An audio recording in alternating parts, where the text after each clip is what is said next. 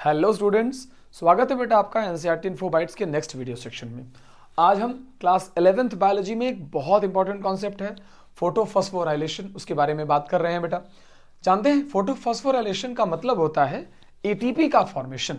सो अगर मैं डिफाइन करने पर जाऊं तो इसका मतलब होता है ATP formation in presence of sunlight, या मैं आपसे कहना चाह रहा हूं in presence of sunlight energy. अगर लाइट की एनर्जी की वजह से किसी भी सेल के ऑर्गन्स में, ऑर्गेनेल में एटीपी का फॉर्मेशन होता रहता है, then we call this process as photophosphorylation. आपको मैं ये पूरी प्रोसेस दो तीन तरीके से समझाता हूं। सबसे पहले तो आप ये समझिए कि this is associated with creation of proton gradient। NCERT में एक लाइन लिखी हुई है कि why we are very much associated with proton gradient। so let me remind you कि जब तक प्रोटॉन ग्रेडियंट नहीं बनेगा तब तक एटीपी का फॉर्मेशन भी नहीं होने वाला है बेटा।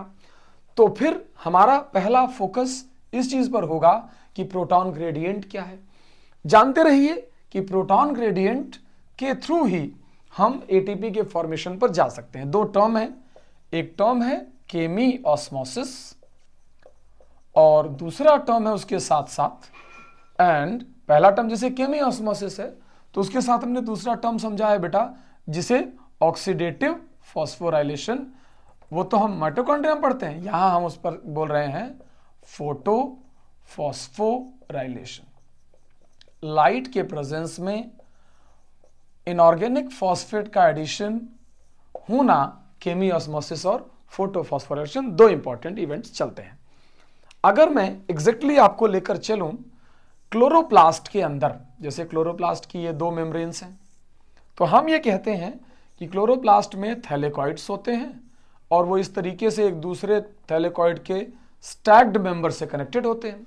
अगर मैं आपसे कहूं कि मैं एक थैलेकॉइड आपके लिए बाहर जूम करना चाहूंगा तो आप देख सकेंगे कि वो थैलेकॉइड मैं थोड़ा बड़ा ड्रॉ करके देखना चाहूंगा। मान लीजिए मैंने आपसे कहा कि ये रहा वो थैलेकॉइड, ठीक है, इसकी मेम्ब्रेन एकदम थिक आपके सामने है।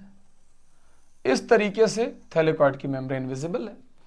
जब हम इस पर चलते हैं तो हम ये कहते हैं कि थैलेकॉइड के इनर साइड पर यहां पर एक कॉम्प्लेक्स है जिसका नाम है फोटोसिस्टम 2। पहले नंबर पे फोटोसिस्टम 2 आता है। बीच में यहां पर एक कॉम्प्लेक्स है बेटा जिसका नाम है साइटोक्रोम B6F, और इधर बाहर की तरफ एक कॉम्प्लेक्स है यहां जो है PS1 नाम से। एक बार ध्यान से समझिए, PS2 cytochrome B6F and PS1। जब यहां पर प्रोटॉन का रिलीज होने के लिए पहली बार वाटर के दो मॉलिक्यूल टूटते हैं तो हम ये बोलते हैं कि यहां पर 4 प्रोटॉन ल्यूमेन में रिलीज हो जाते हैं। यहां से 4 इलेक्ट्रॉन पहली बार निकलकर इसको दिए जाते हैं, फोटोसिस्टम 2 को 4 इलेक्ट्रॉन दिए जाते हैं और यहीं से O2 का एक मॉलिक्यूल उड़ करके एयर में चला जाता है जिसे हम प्लांट्स के थ्रू निकली गई ऑक्सीजन की तरह समझ रहे हैं। ये 4 इलेक्ट्रॉन यहां से चलते हैं बेटा और सबसे पहले यहां पर एक मॉलिक्यूल के पास जाते हैं। एनसीईआरटी में इस मॉलिक्यूल की पोजीशन तो मेंशन है लेकिन कहीं पर भी इसका नाम नहीं लिखा है। आप जान लीजिए कि इसका नाम है फियोफाइटिन। इसका नाम है फियोफाइटिन। फियोफाइटिन अपने पास से 4 इलेक्ट्रॉन उठा करके 2pq को देता है। किसे देता है बेटा? 2pq को। 2pq के बारे में लिखा हुआ है कि ये एक प्रोटॉन कैरियर तो है ही, साथ में इलेक्ट्रॉन कैरियर भी है, या कह सकते हैं कि इलेक्ट्रॉन कैरियर तो है साथ में प्रोटॉन कैरियर भी है। तो जब इसे 2pq को 4 इलेक्ट्रॉन मिलते हैं तो ये बाहर से 4 प्रोटॉन्स भी ले लेता है और थोड़ी देर में कन्वर्ट हो जाता है 2pqH2 में। क्या बन जाता है? 2pqH2 में।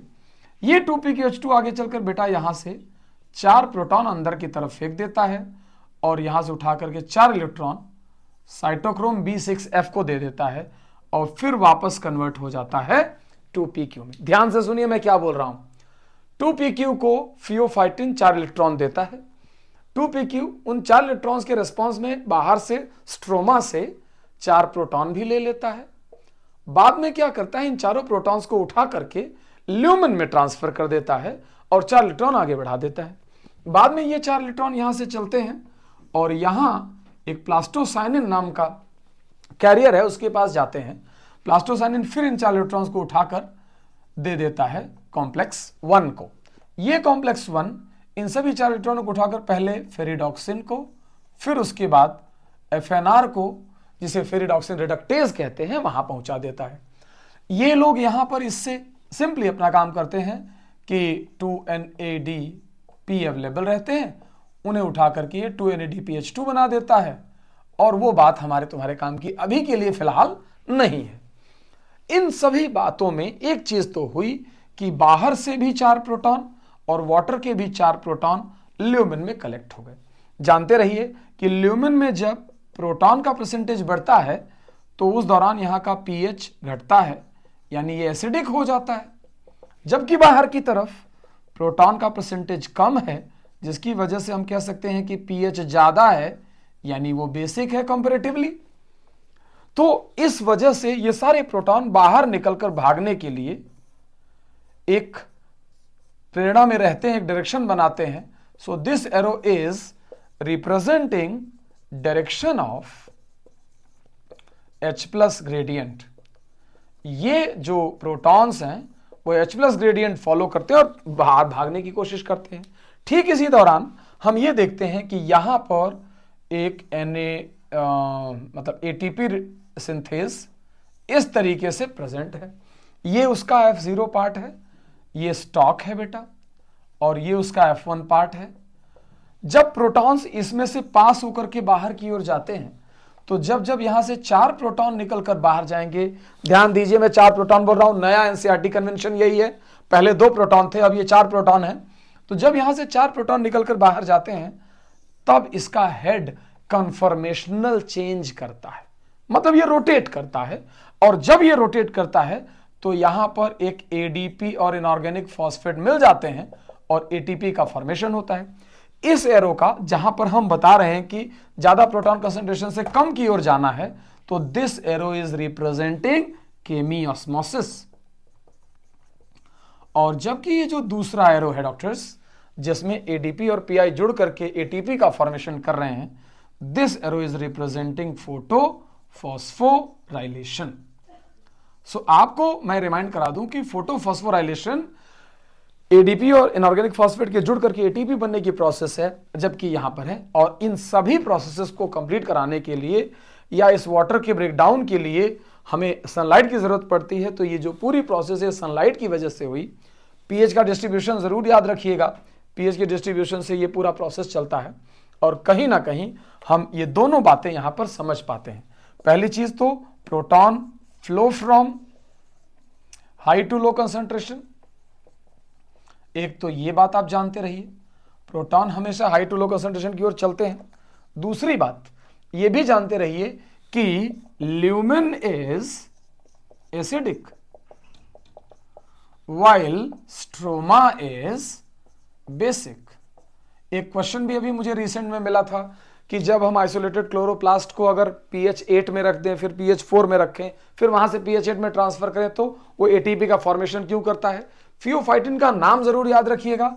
फियोफाइटिन प्राइमरी इलेक्ट्रॉन एक्सेप्टर है, इसको बिल्कुल न भूलें। आउटर सरफेस पर होता है, ये PQ को देता है। PQ का नेचर पंपिंग का है, प्रोटॉन पंप भी करता है, इलेक्ट्रॉन ट्रांसफर भी करता है, इसीलिए उसके डुअल नेचर पर भी बातचीत होती है। इस प्रोसेस के दौरान आप सारी बातें देख पाएंगे। ये होता है फोटोफॉस्फोराइलेशन, लाइट के प्रेजेंस में ATP का बनना, जो कि क्लोरोप्लास्ट के अंदर होने वाली प्रोसेस है। राइट बेटा, इसे ध्यान से रिवाइज करिएगा। Take care.